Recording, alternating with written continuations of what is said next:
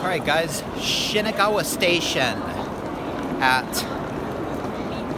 6:30, according to my Vostok. Not quite rush hour, but pretty busy.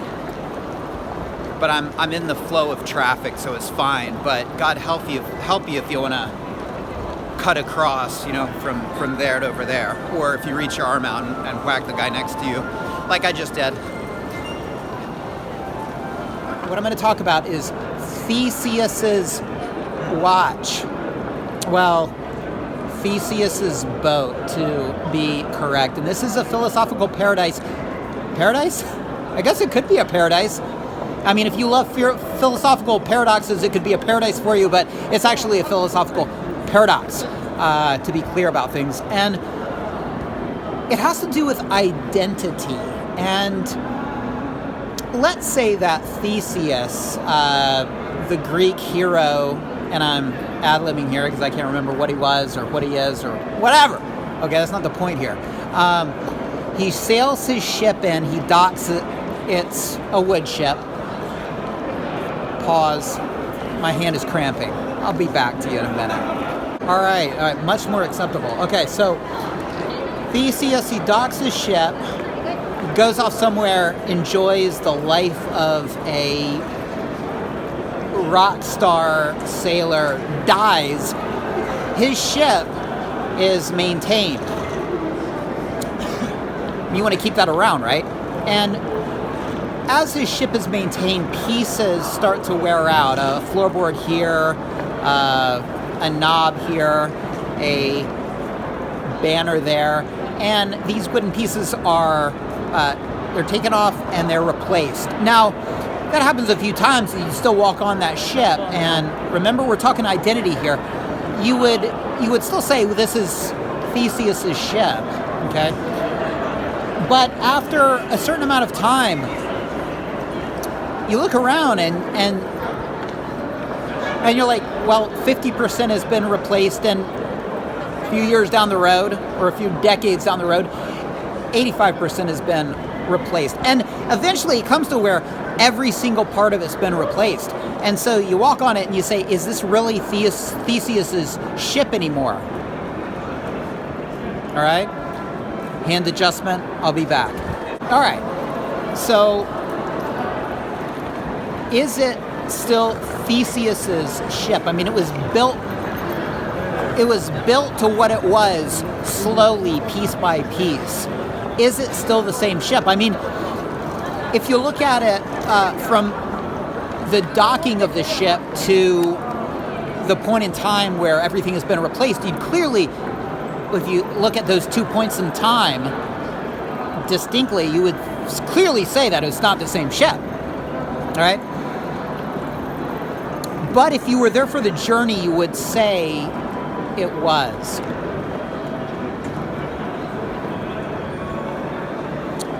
Now, what if somebody came and they took all those old pieces and they built up the ship? I mean, it would be rickety, I know, but there it is sitting next to the brand new Theseus's ship, but it's all the old parts. I mean, is that Theseus's ship now? Well, what happened? I mean, identity is such an interesting thing, and it's a paradise of philosophy and a paradox of philosophy. What does that have to do with watches? If you're clever, you know where I'm going with this. All right. Okay, so you have your Rolex, your 6694. I mean, it's a genuine Rolex, and you bought it from the person that bought it from an AD, and you got the box and the papers, but you go to Rolex, and because it's an older movement, and this is true, this is going to happen to you if you have an old 6694, Rolex is going to turn you away. They don't have the parts, and they're not going to make any for you, okay? Essentially, they're pulling the rug out from under you, all right? So there's two options. You can have somebody make a part for it, or you just let it die, okay? Now, I think we all know that we would have somebody make a part, okay? Now, this is not a service part. This is an aftermarket part. Just for clarification's sake, service part, aftermarket part, totally different. Service part, totally okay. Not as good as an original part, but totally okay. Still Rolex. It's still Rolex, 100% Rolex. But an aftermarket part is any Rolex at all right? So you put an aftermarket part here, there. Does the identity of the watch change? Is it a Rolex anymore? Can you say it's a Rolex anymore? What do you think? All right, for us purists, it's kind of an easy answer. Well, okay. It's not an easy answer, okay? If you told me that my watch has a Chinese gasket in it, one gasket, I wouldn't sleep at night. Now, I would, but it would bother me until I rectified it, okay? Now, if you pulled me aside and said, Austin, okay, it's actually not a Chinese gasket, it's a specially made Swiss gasket from this gasket company. They make gaskets that are like 10 times as strong as Rolex. Look at these tests. 10 times as strong. Surely you can be okay with that gasket being in your Rolex. Well, I would sleep a little better at night, but I wouldn't be totally cool with it because it ain't Rolex, all right? It ain't Rolex. And talk about the power of a brand. Talk about the power of putting your brandly stamp of approval on something. Witness it. Witness it here, because I'm here to say that I'd be troubled by it. Yeah, it's better. I don't want better. I want Rolex. I want Rolex 100%. Okay, I don't want 99.999%. I want 100% Rolex. By the way, just on a side note, this is why I will never go to a third party, okay? Now, I know that they're third party, when I say third party, I mean like third party watchmakers, because, look, I know that they're legit people that have Rolex accounts and that have access to parts and stuff, but you can never be sure. And look, I don't think there's really a watchmaker out there that gets all the 99.99% of the parts together, doesn't have a Rolex gasket, and doesn't just say, like, screw it, I'm just going to use this gasket right here. It'll be fine. And you know what? It will be fine, but it's not 100%. What do you think they're going to do? You think they're going to call you and say, I'm ready to put this thing together, but I don't have a plastic or rubber gasket. That's Rolex. What do I do? Wait, what do you do?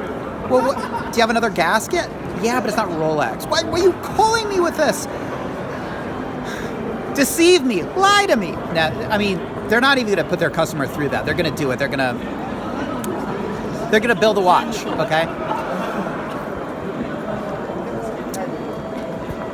So, when you go to an AD, you're getting peace of mind, all right?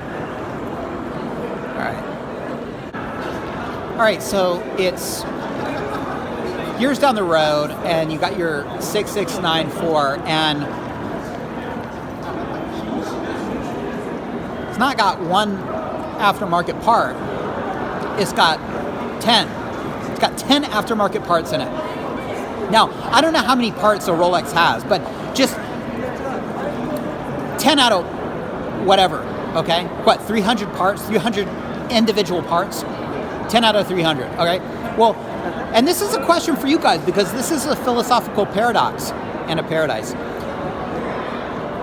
What percentage is it not a Rolex watch? I mean, at the 49% Rolex and 51% non-Rolex? I mean, is that when it changes over and is not technically a Rolex? This is something that really depends on the person, and I'm here to tell you that I wouldn't be okay. Fraction mark, and you got let's just say it's 350 pieces. If there's anything above a zero here, I'm unhappy, all right?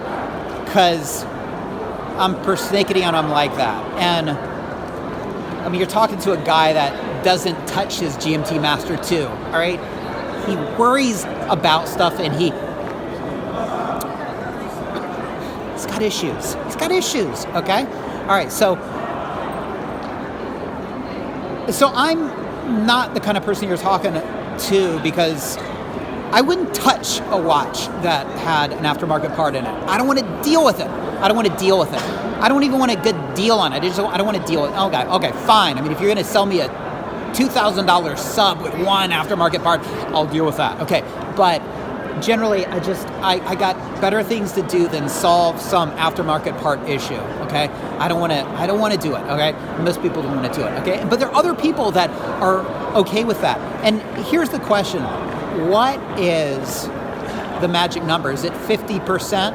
Is it 10%? Is it, and I don't know how many parts are in a Rolex Submariner. I'm just using that as an example, but is it, 10 pieces out of 350? Is it 5? Is it, what's your number to where this is not a sub anymore? I mean, for me, it's one piece and it's still a sub. It's a highly compromised sub, one that I wouldn't be happy with, one that if I had I would want to rectify. 2 pieces, I'm drawing the line. It's not a sub anymore. Okay, it's not a sub. Two rubber gaskets. Okay.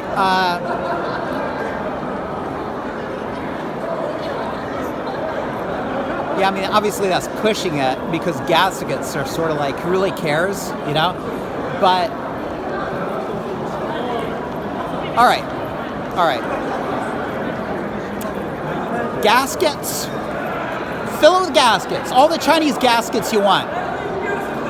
You put a Chinese or aftermarket metal part in there, it ain't a Rolex anymore. That's what I say, all right? That's beyond the pale. I can't do it. I can't do that, okay?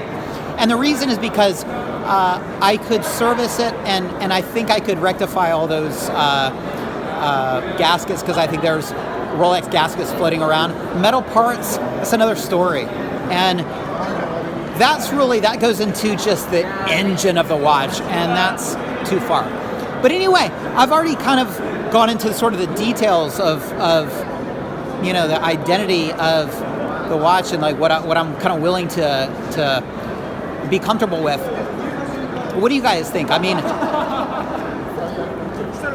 the whole point of this is the fact that Rolex doesn't make parts for the discontinued watches. Yeah, the GMT 16710. Yeah, they don't make that watch anymore. They're probably still making parts for it, because tons of people have that watch. They've made that watch for decades, and you'll be able to get that watch serviced at Rolex till the day you die, right?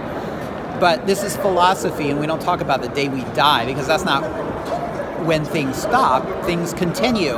And when you're talking about your watch and the identity of your watch, there's going to be a time when Rolex is not going to be able to fill it with a genuine part, because they're not going to be making the parts. They're going to turn you away.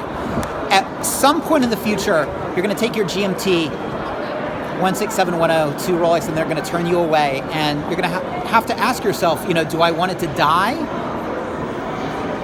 a noble death, or do I want to adulterate it with a part that keeps it going? And that's tough, and I mean, we all know what we would do. We would, my God, I mean, it needs 3 or 4 or 5 parts. What would I do?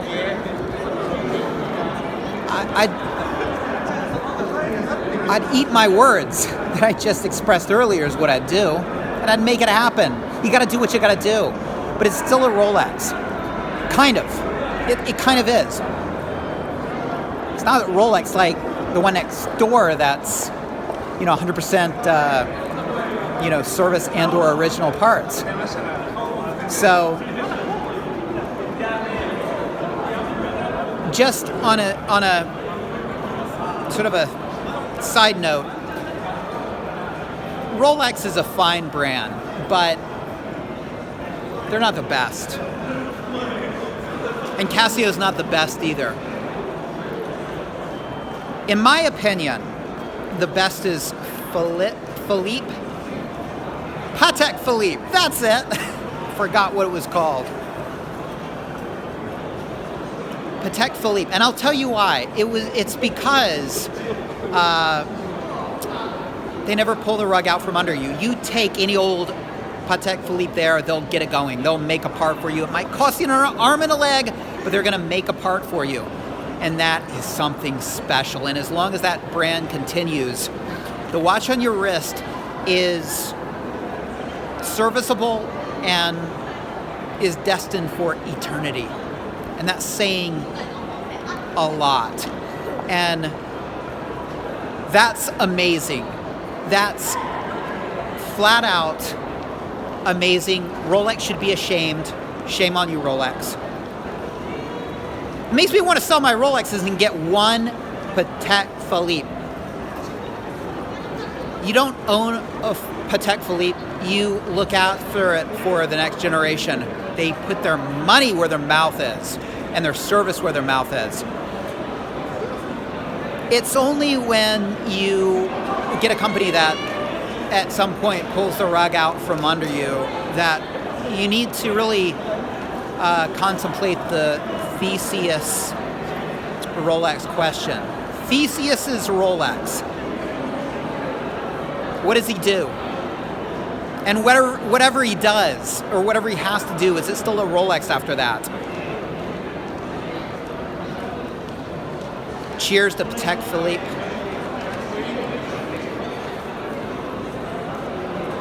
I'm gonna go drink a bit of gin for Philippe Patek. All right, guys. Gin, Jameson, water, rocking 3 drinks tonight. I think that's acceptable.